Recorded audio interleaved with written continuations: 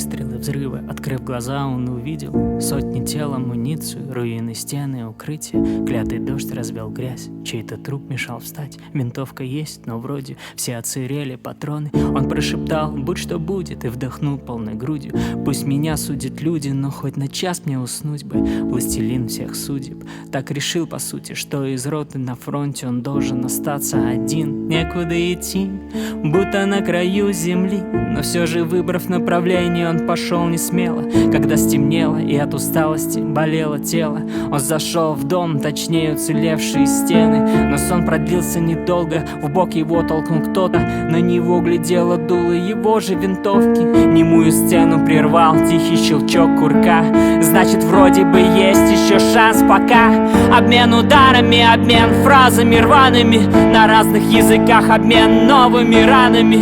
Молния фоткала два силуэта отдельными кадрами, а дождь тихо плакал огромными каплями. Руки усталые друг друга душили безжалостно, но не в силах больше продолжать, оба легли на спину. Видишь звезды, погода наладилась, кстати. Как звать тебя? Так говорили, будто были братьями. В голове перемешалось все, и наступил отложенный на несколько дней сон. Мелкой каплей мира казался этот дом в безумном шуме времени. Тихий район, таким спокойным они давно не видели утро. Будто однополчане бинтовали раны друг друга. Слышишь звуки? Скорее всего, это ваш конвой. Тебе решать, остаться мне здесь или идти с тобой. И тот вышел из дома, крича на родном языке что-то типа «не стреляйте». Подняв руки вверх, отряд уходил вдаль, а он смотрел ему вслед, будто прощаясь с самым лучшим другом, которого нет.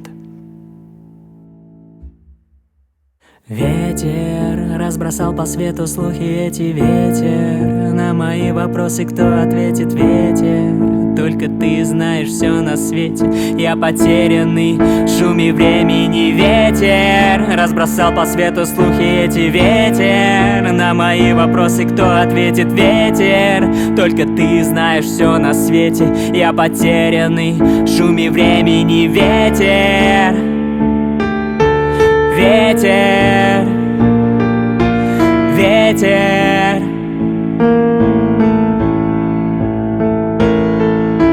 ветер, ветер, ветер.